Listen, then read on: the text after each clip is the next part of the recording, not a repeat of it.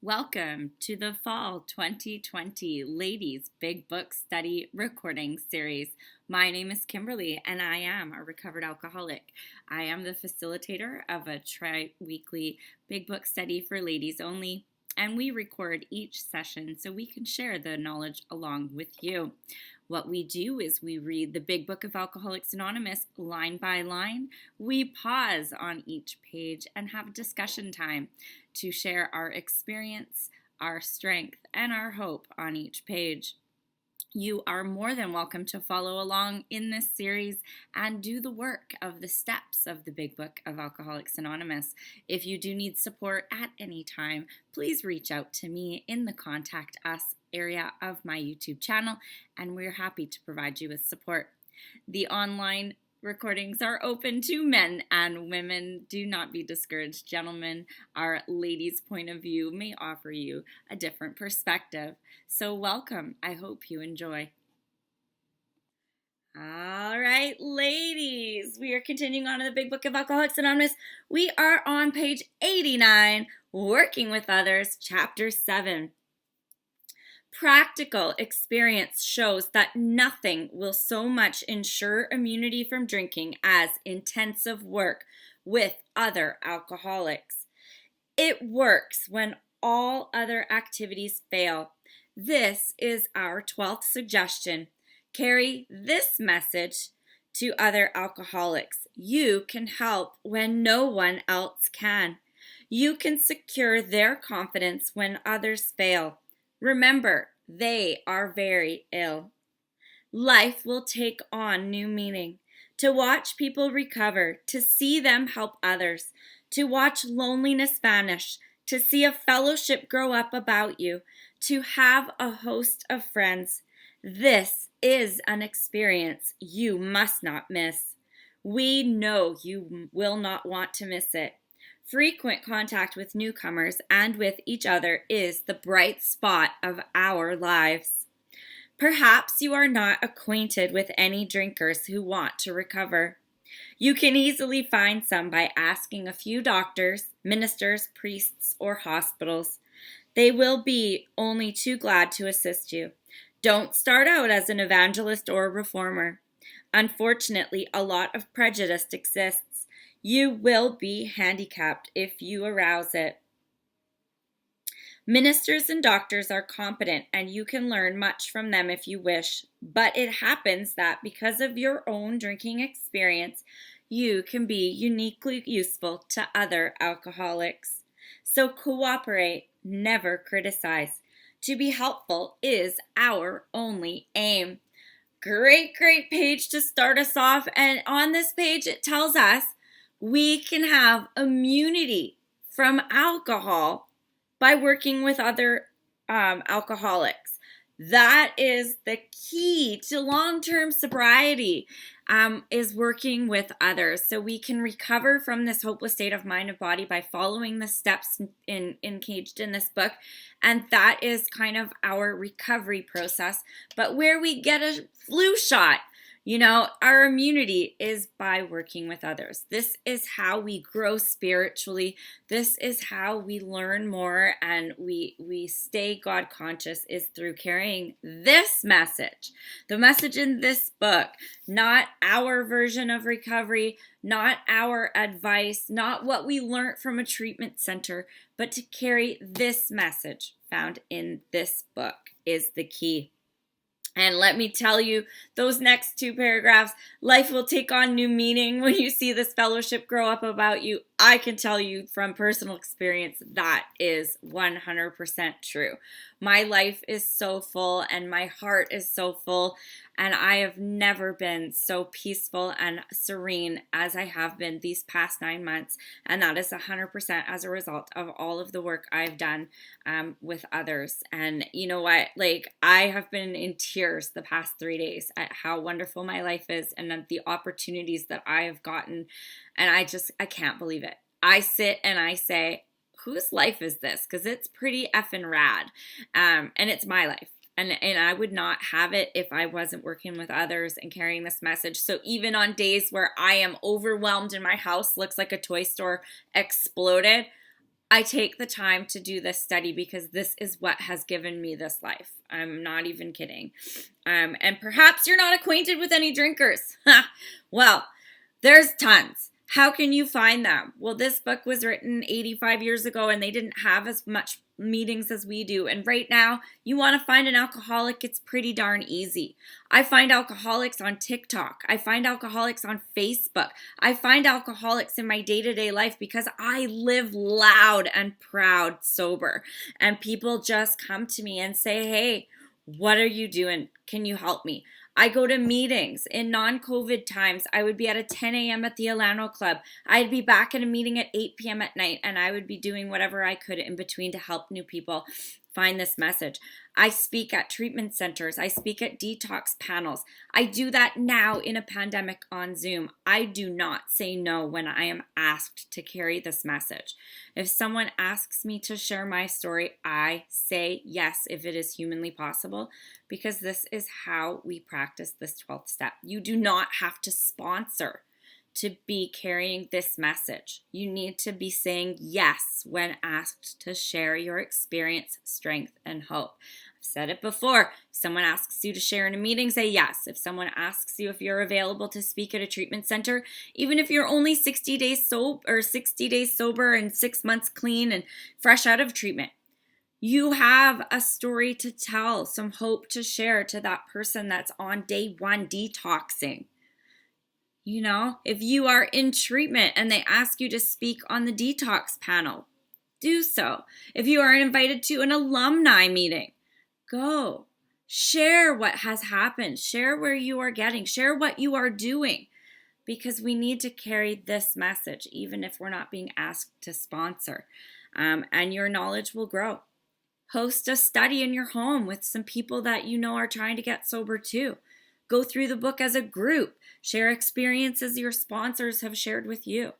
And you will watch this grow around you. How do I know that? Because it happened to me. Hands up on page 89. Anyone? Marianne Toronto, go ahead. Hi, friends. I am an alcoholic from Toronto. My name's Marianne. Grateful to be here. Grateful to be sober. I have this highlight, carry this message to other alcoholics, and in the margin I have not just the newcomer. Just remember that there are people in these rooms that I can help too. Thanks. Absolutely. Because remember, our disease is cunning, baffling, and powerful. So the person that is struggling on day one is just as valuable as the person with 30 to 60 years of sobriety. Because I forget what it was like to have a hangover. My disease tries to convince me I am not an alcoholic. So I need to hear those stories of people who just can't stop, even though they try. Because my brain will say, well, you've been sober for 5 years. You're doing great. Maybe it's going to be different. Nope. I've never heard someone come back and tell me it's any different out there. And I'm telling you right now, they'd come back. They'd tell us. But I've heard over and over and over stories of people who have come back saying, oh my gosh. Not one has come back and said they figured it out. Michelle S.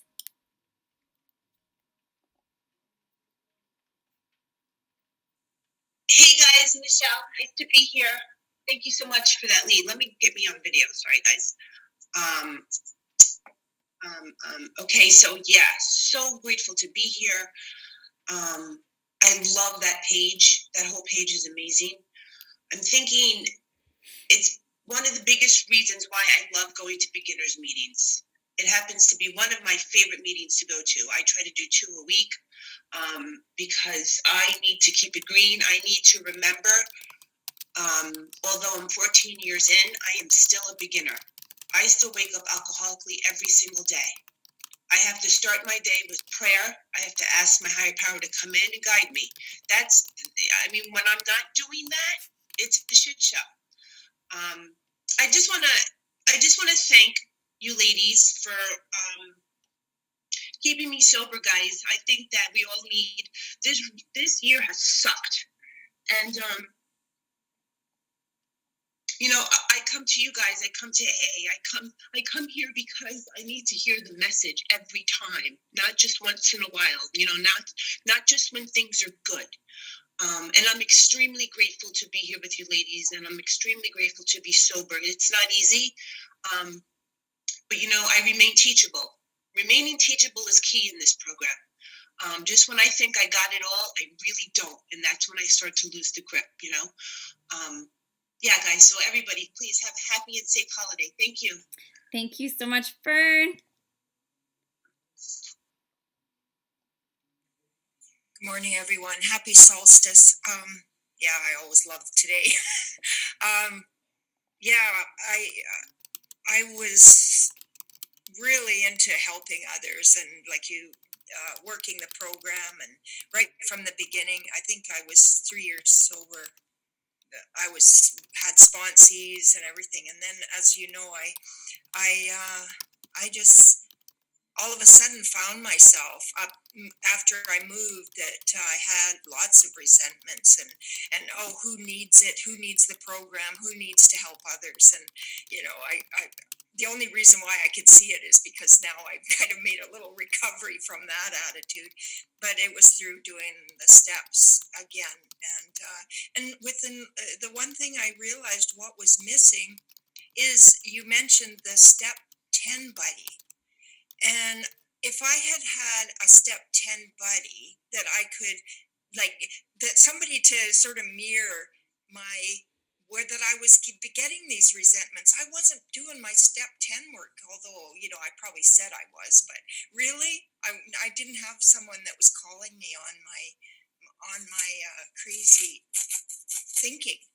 And so I just got deeper and deeper into it and justified it, and then I found myself alone up here, and oh, do I need the program? My life's good, everything's going my way, and then but then the crazy thoughts started coming in, and there you go. It's like, and luckily a friend of mine, he said, you need to get to work, and it has been doing the steps again this way, and really digging in and doing the work and being honest about what I missed, what I've been missing from the past. So it was good that I had this big kick in the ass a couple years ago, because it's actually started the ball rolling and getting me back on track. Anyway, thank you, everyone.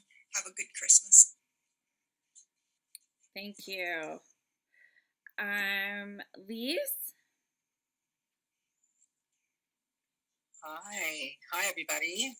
Hi Kim, it's been a while. I'm so glad I'm jumping in, and I'll be passing that on to some friends of mine from Montreal here that were looking for some different meetings. So it's great that you're going to be opening up to guys. So I love this page because you know, a lot of people ask me. I was 26 years sober when I relapsed, and I was back out there for 8 years, and but for the grace of God, I'm back. But those 8 years, and I moved away from the program because I lost my daughter, and it was like, for me, it was a massive betrayal of God, and I don't think I can ever talk about anybody's reason for a relapse or what it brought you there, because I didn't relapse immediately. It took me 5 years before the relapse happened, but I was in so much pain that the only way to touch my pain was to drink. I needed to drink to touch my pain because I was so strong in all different ways.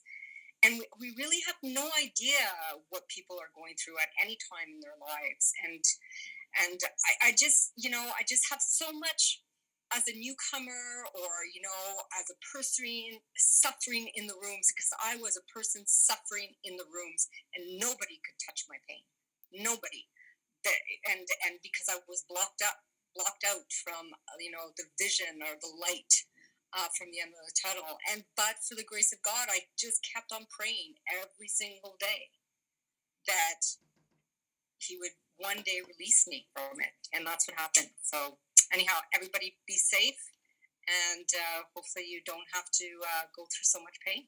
Thanks. Thank you so much. All right, page 90.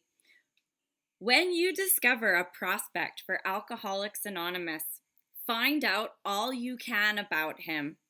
If he does not want to stop drinking, don't waste time trying to persuade him. You may spoil a later opportunity. This advice is given for his family also. They should be patient, realizing they are dealing with a sick person. If there is any indication that he wants to stop, have a good talk with the person most interested in him, usually his wife. Get an idea of his behavior, his problems, his background, the seriousness of his condition, and his religious leanings. You need this information to put yourself in his place, to see how you would like him to approach you if the tables were turned. Sometimes it is wise to wait till he goes on a binge. The family may object to this, but unless he is in a dangerous physical condition, it is better to risk it. Don't deal with him when he is very drunk, unless he is ugly and the family needs your help. Wait for the end of the spree, or at least for a lucid interval. Then let his family or a friend ask him if he wants to quit for good, and if he would go to any extreme to do so. If he says yes, then draw his attention to this. If he says yes, then his attention should be drawn to you as a person who has recovered. You should be described to him as one of a fellowship who, as part of their own recovery, try to help others who will be glad to talk to him if he cares to see you. If he does not want to see you, never force yourself upon him. Neither should the family hysterically plead with him to do anything. Nor should they tell him much about you. They should wait for the end of his next drinking bout. You might place this book where he can see it in the interval. Here, no specific rule can be given. The family must decide these things, but urge them not to be over anxious, for that might spoil matters. So the first part of this is usually typically easy, finding out all about him. So usually a new prospect is going to tell you everything. They're going to have verbal diarrhea, but they're going to be focusing on their problems. Blah, all of their problems are going to come out. We want to steer the conversation, and we call this qualifying.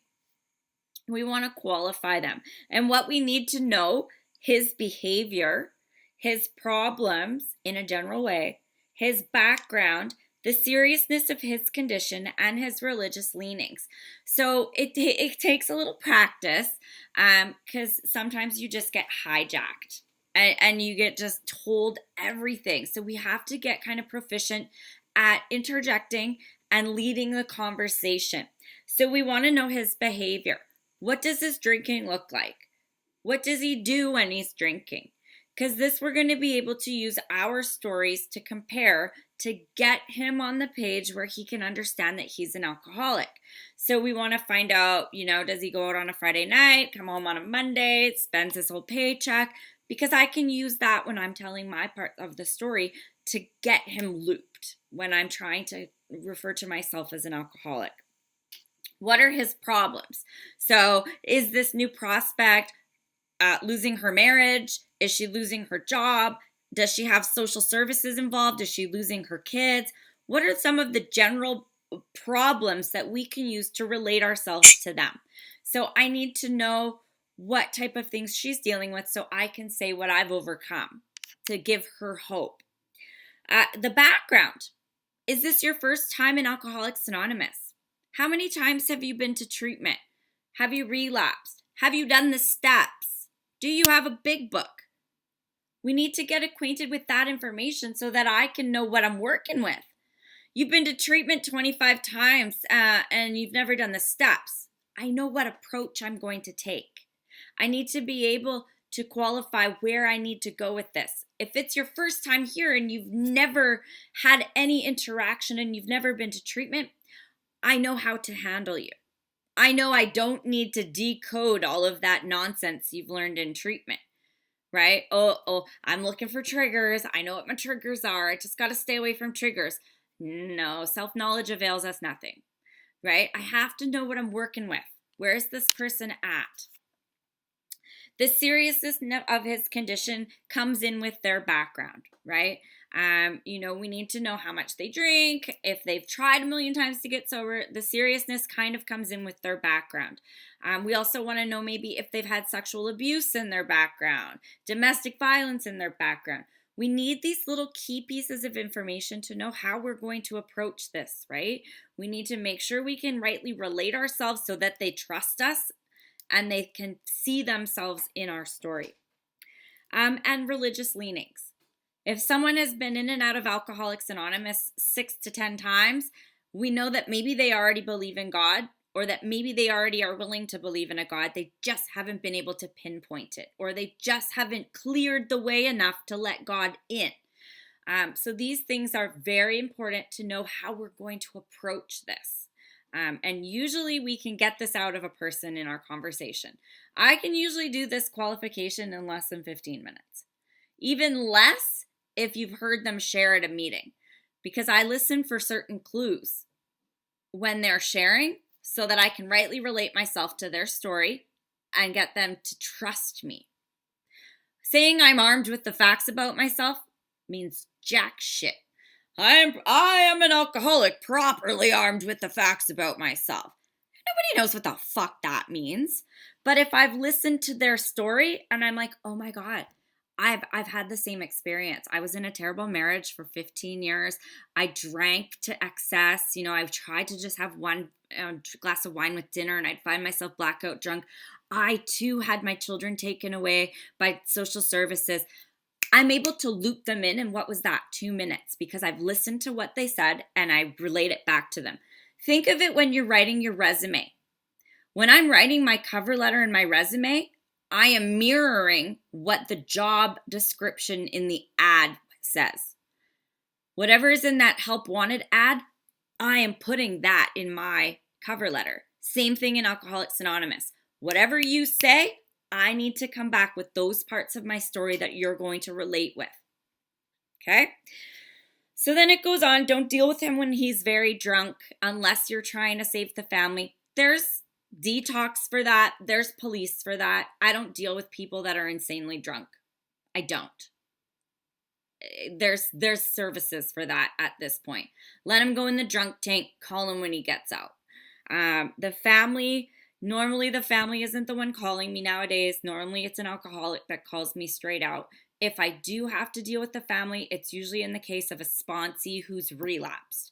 And their family member calls and goes, they fucking relapsed, I'm done, blah, blah, blah. That person I can talk to by using the advice on this page, but mostly I'm dealing one-on-one with alcoholics. Experience, Strength, and Hope on page 90.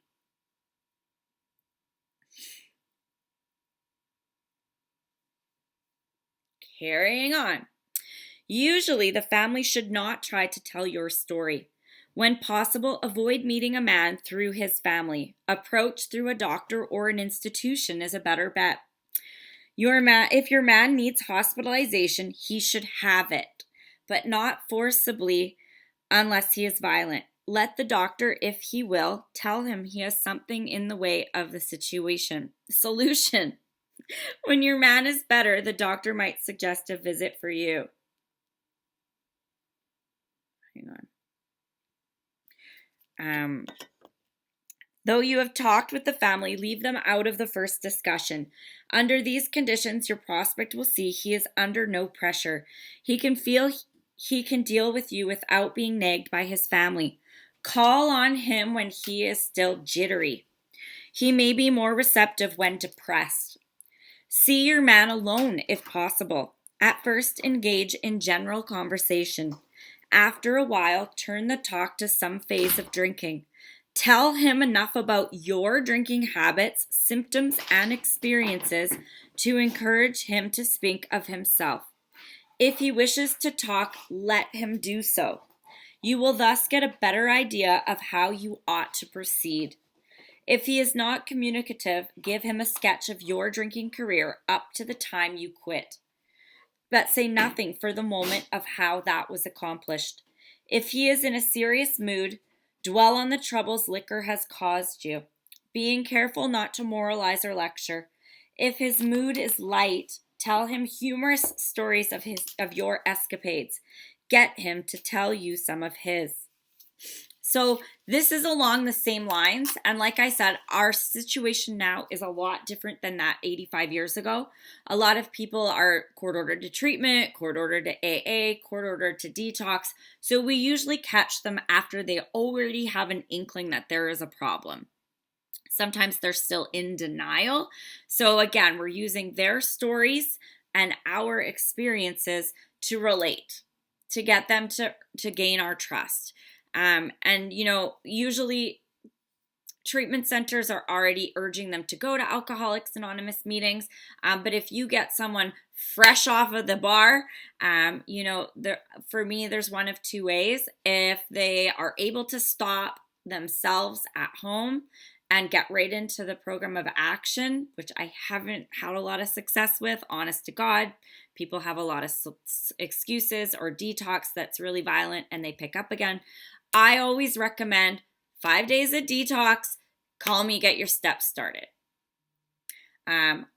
Yes, I'm on a board of directors for a treatment center. Yes, I think treatment is great, but I think that it causes a lot of problems. I think it gives them a lot of babysitting away from alcohol. Myself, I prefer detox and a big book. Detox at home by yourself, get into the big book, or detox and get into the big book. If they need to go to treatment, they need to go to treatment. They might be on other substances I'm not qualified to medically deal with. Every situation is different, but you can go to detox. You can detox at home and get into this book and get sober. That is the way it was written 85 years ago. Karen, go ahead. Thank you. 1 second. Oh, you can hear me, right? Yep. Good. I hope that coffee's good. It looks good.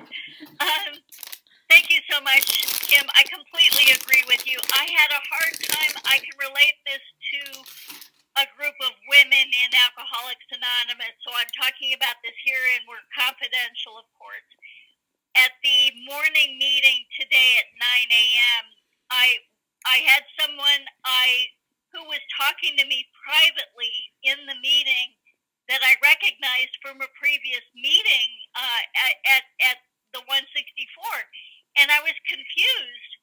I didn't know if he was the same person, but all of a sudden things had gotten worse for him, and I decided to shut my mouth and let the men take over the conversation. It got to the point where I actually left the meeting, left the after meeting, because I didn't want him to think that it was okay to talk to me.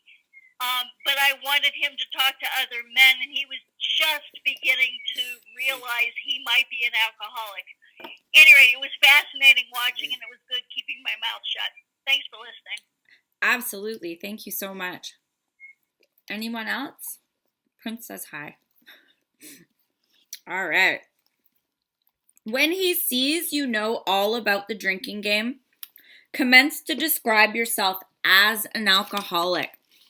Tell him how baffled you were, how you finally learned that you were sick. Give him an account of the struggles you made to stop. Show him the mental twist which leads to the first drink of a spree. We suggest you do this as we have done in the chapter on alcoholism. If he is alcoholic, he will understand you at once. He will match your mental inconsistencies with some of his own. If you are satisfied that he is a real alcoholic, begin to dwell on the hopeless feature of the malady. Show him from your own experience how the queer mental condition surrounding that first drink prevents normal functioning of the willpower. Don't at this stage refer to this book unless he has seen it and wishes to discuss it. And be careful not to brand him as an alcoholic. Let him draw his own conclusion. If he sticks to the idea that he can control his drinking, tell him that possibly he can if he is not too alcoholic. But insist that if he is severely afflicted, there may be little chance he can recover by himself. Continue to speak of alcoholism as an illness, a fatal malady. Talk about the conditions of body and mind which accompany it. Keep his attention focused mainly on your personal experience. Explain that many are doomed who never realize their predicament. Doctors are rightly loath to tell alcoholic patients the whole story unless it will serve some good purpose. But you may talk to him about the hopelessness of the alcoholism because you offer a solution. You will soon have your friend admitting he has many, if not all, of the traits of the alcoholic. If his own doctor is willing to tell him that he is alcoholic, so much the better. Even though your protege may not have entirely admitted his condition, he has become very curious to know how you got well. Let him ask that question if he will. Tell him exactly what happened to you. Stress the spiritual feature freely. If the man be agnostic or atheist, make it emphatic that he does not have to agree with your conception of God. He can choose any conception he likes, provided it makes sense to him. The main thing is that he be willing to believe in a power greater than himself and that he live by spiritual principles. So there on those 2 pages, you're taking your prospect through step 1 and step 2. Sounds like the same conversation. So like I've said before, step 1, 2, 3. I can do it in an hour in my first phone call with my prospect. Step 1 is basically that first little bit on page 44. Through your telling your experience to them, we want them to realize the allergy and the malady. And on page 44, it's broken down really simple. If when I want to stop drinking, I find I cannot, or once I've started drinking, I can't control how much I ingest, you are probably alcoholic. There's the malady and the allergy. And I can do that really quick in a conversation by going, Friday night I go to dinner and I'm going to have 1 glass of wine. And then it's Tuesday morning, I've spent my paycheck and I've drank under every bottle in the bar. Oh yeah, that happens to me. I go out and I intend to only have 1 drink. And then I find myself doing shots and I'm like plastered, but I really only meant I was going to have 1 drink. Yep, that sounds about right. That's the allergy of alcoholism. Yeah, I have that. Yeah, and then when you wake up the next day and you have a hangover and you're like, I am never, ever, ever, ever doing that again. And then you drink again that night. Yeah. I'm like, yeah, that's that mental twist. We say we're going to stop, but we can't stop. I say I'm going to quit in January and I'm not going to drink for 30 days. And then I find myself drinking January 1st. I don't even wait till January 2nd. January 1st.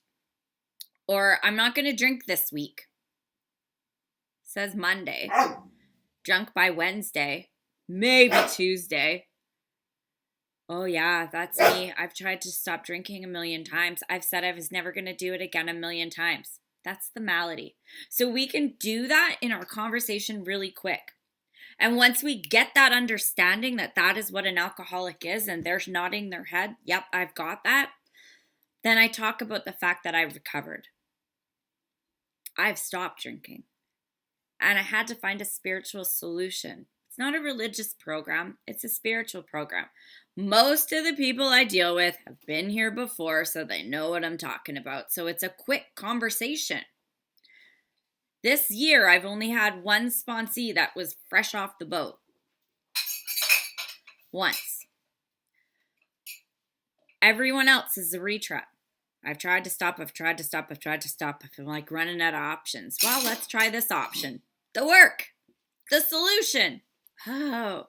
So usually that step 2 conversation is pretty easy because they've already heard it in meetings. They already know this is a spiritual program. This isn't a new news flash for them.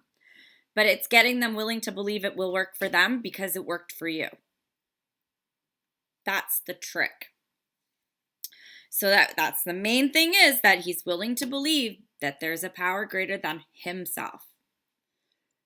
It's all we need to be, willing. You don't have to believe it yet. All you got to believe is that maybe it can work for you because you see it working in everyone else. Anyone want to elaborate?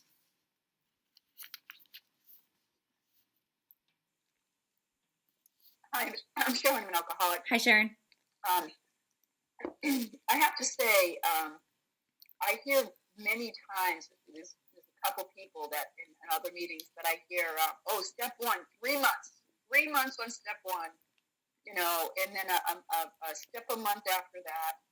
And the first time I came in, I was on a huge pink cloud, and I walked into my first meeting and saying, I'm ready. I want a sponsor. I want to go through the steps. And women in the room looked the other way. I think they were afraid. Maybe I was just a little bit too eager. And I did get a sponsor, and then they wanted to meet and talk and read and on and on and on. And once a week I would meet with her, and I wanted to do it. You know what I mean? I just needed, I wanted to do the steps. So I tried to find someone to take me through the steps. And so I don't know what your thoughts on that, and the people that say you have to start on page one, and you can't, and you have to read up to the page, and all this and that. I just hear so much conflicting information, and that's why I was so blessed when I got on your channel here. So I just want your thoughts on that. If I have someone that's relapsed a dozen times and they're coming back and they want to get sober and they can't stay sober for longer than 3 days, I don't have time to read them this book. What I have time for is a quick conversation, 1, 2, 3, as fast as I can get it, and get them in step 4. Get them through step 4, get that 5 done, get them an understanding of 6, 7, 8, and 9, and get them working it and living it in their life. Technically, you could do this in a weekend. We don't have to perfect it. We need to get it started. This is something we continue to do for a lifetime. So we just got to get going. If someone is constantly relapsing, we don't have time to start reading at page 1. They will be gone before you get through the doctor's opinion. And if they make it through the doctor's opinion, they'll be gone by the end of Bill's story. If someone continually relapses, we need to do something what my sponsor calls triage.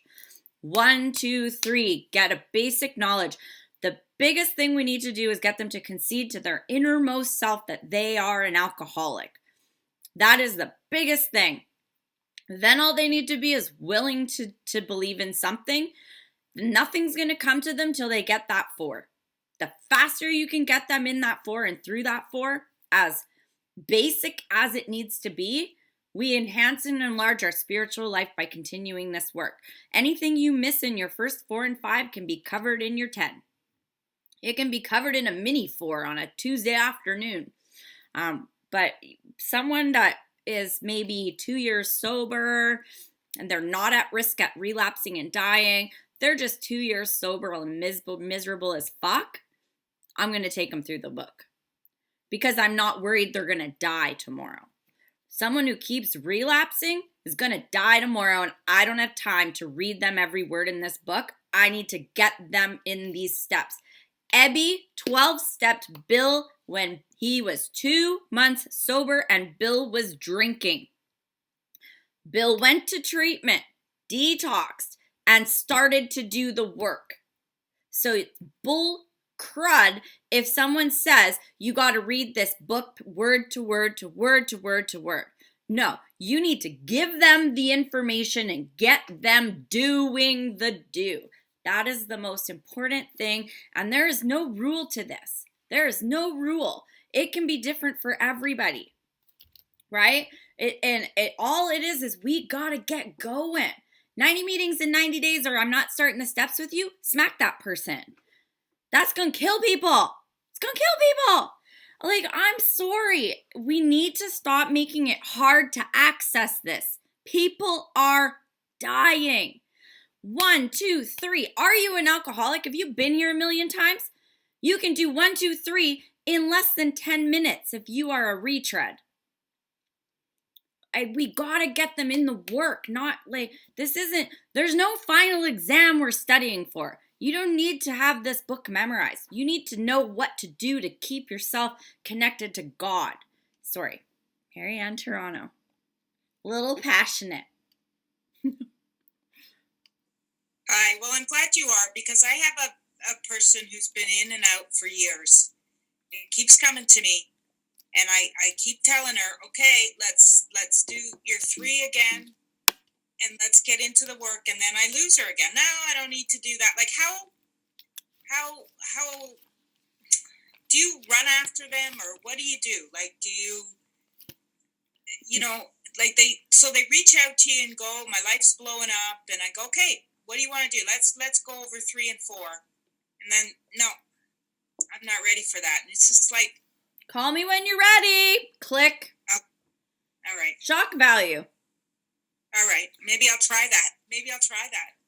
Seriously, so you know what? The only thing I know that works to keep me sober is doing the work. I have nothing else to offer you. Call me when it's bad enough.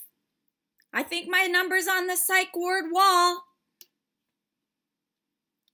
Hope we got it memorized if it's not, right? Because that's what's going to happen. I don't got time for that. There's so many people that want to get sober. I mean, if it's a sponsee I've had for a long time, you know, it's different in every case. But if it's a new person at a meeting, call me if you want to get sober. I'm not chasing your ass.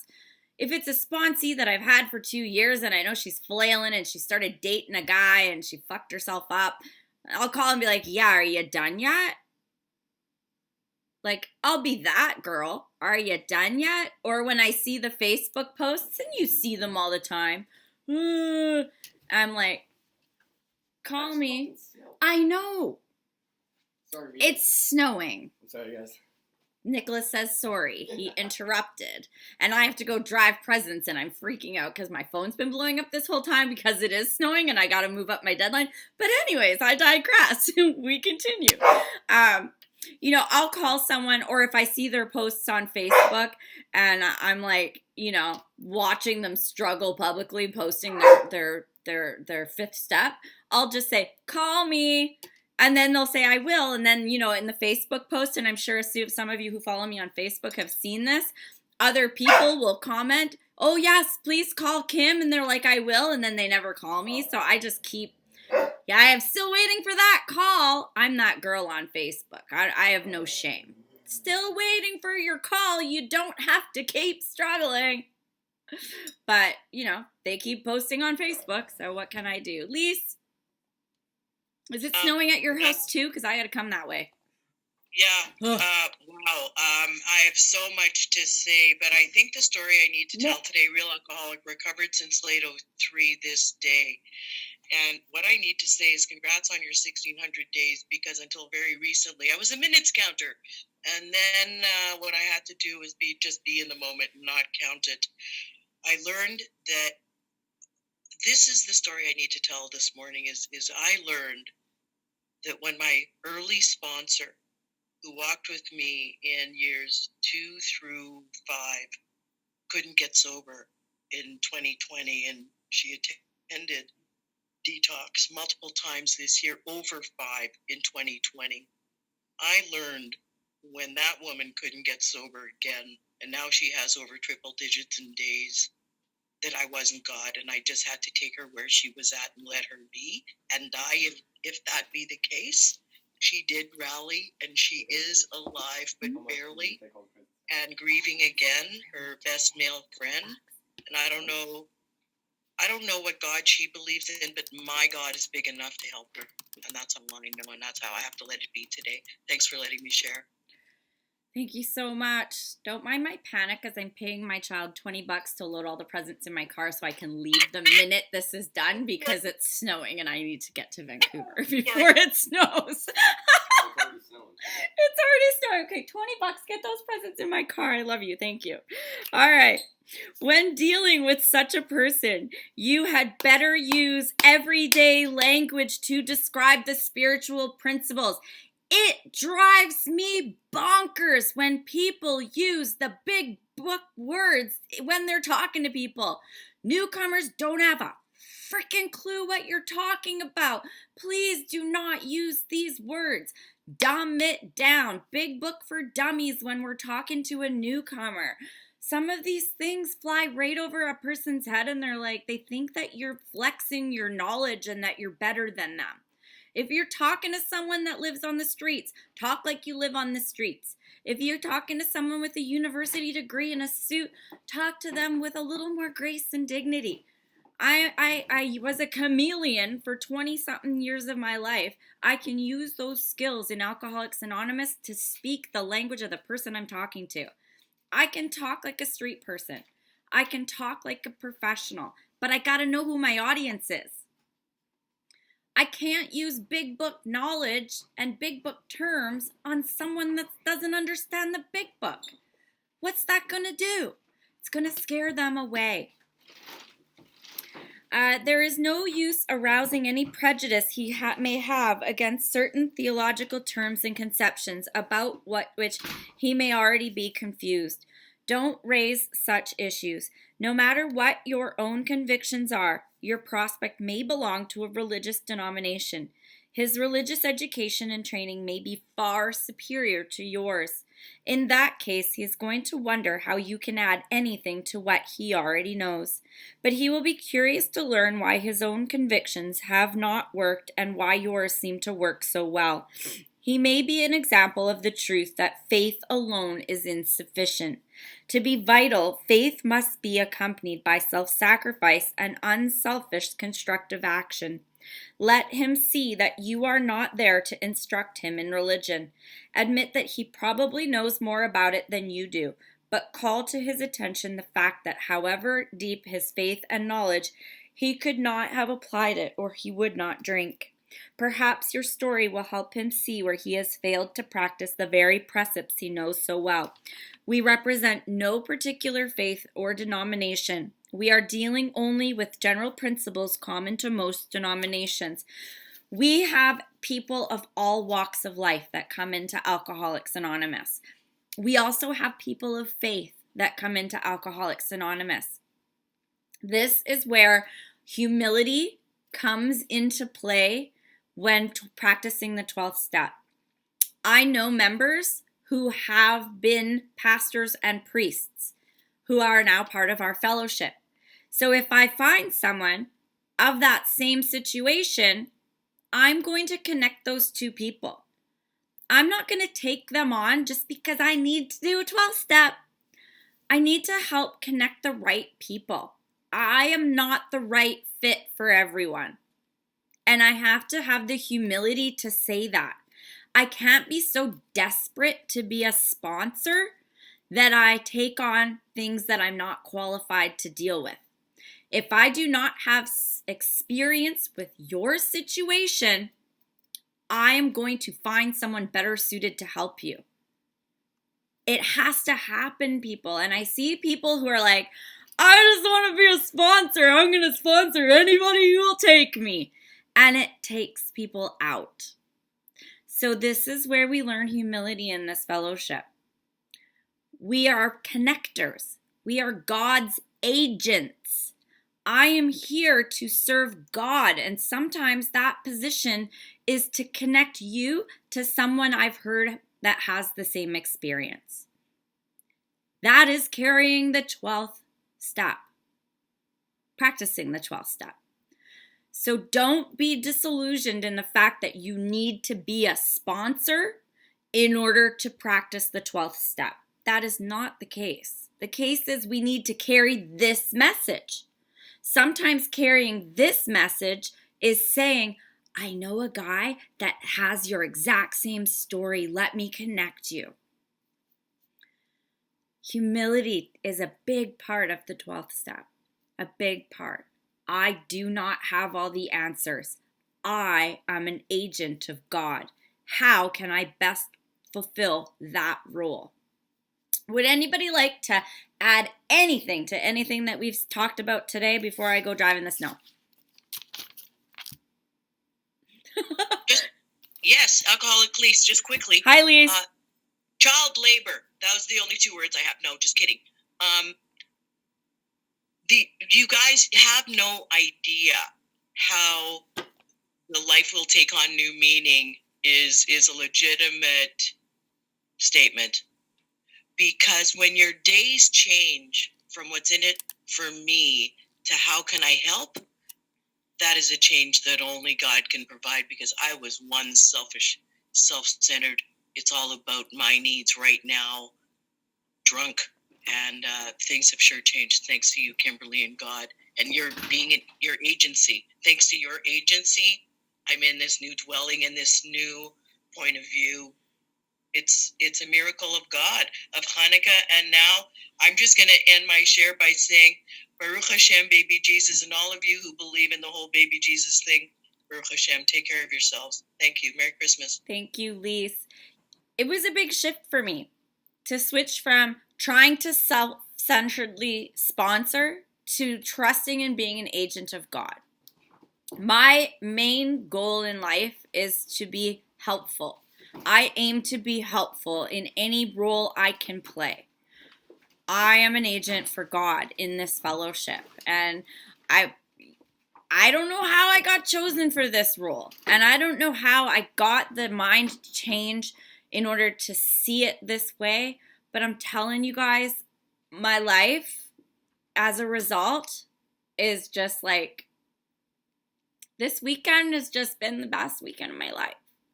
And I just, be helpful, carry this message, let yourself go, do God's work, and your life is gonna be insane, like insane. A little crazy, but it's insane, and it all works out, and your heart will be so full and overflowing that all you want to do is give it away. Like it's infectious, guys. It's infectious. So that got us a good portion of the way through that chapter. We will wrap it up on Wednesday as best we can, because Wednesday I'll be peaceful. All these toys will be delivered and I'll just be chilling. I see some of you laughing because it's not going to happen, but I try to live with a peaceful, not busy life. So we're going to end it with the Serenity Prayer, and we will see